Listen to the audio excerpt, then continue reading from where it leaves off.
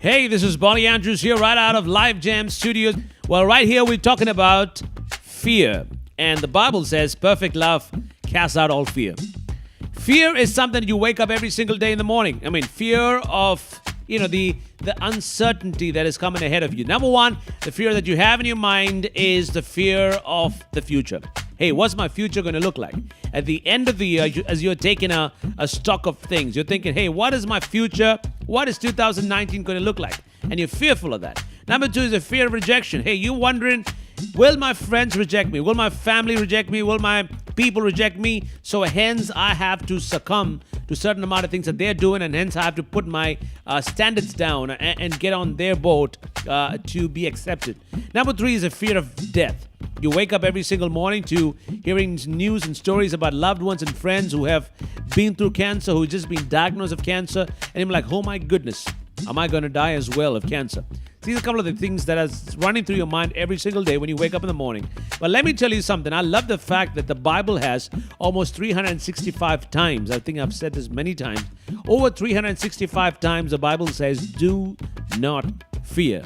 And I want to bring this out to you from Mark chapter 5 and verse 36. There's a guy named Jairus who's a synagogue ruler, and his daughter is really, really sick, and he wants Jesus to go and pray for his daughter, so that she can get well. But in the process of Jesus doing all the rest of the things that he was doing, this girl actually dies. So this chapter has got a context of death staring right in front of you. And in the middle of that, Jesus hears his news about his daughter's death, and he says in Mark chapter 5 and verse 36, do not be afraid, just believe. Wow. This is in the context, and Jesus walks straight into the house and wakes up the daughter and says, come on, get up. And she wakes up from death back into life. And I'm looking at people here, looking at their 2018. You're taking a stock of your life, and you're seeing death all around. Your balance sheet, your your salaries, your incentives, things that are going on in your life, and you're probably thinking, hey, it looks very much like a death situation. But let me tell you something.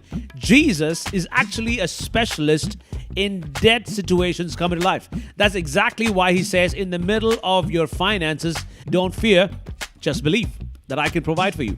In the middle of your sickness, Jesus is saying, don't fear, just believe.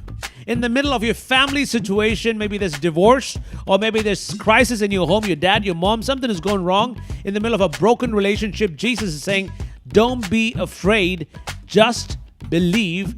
I can do a better job than anybody else. Let Jesus take control and turn that dead situation into life. Don't be afraid, just believe. See you soon. God bless. Bye-bye.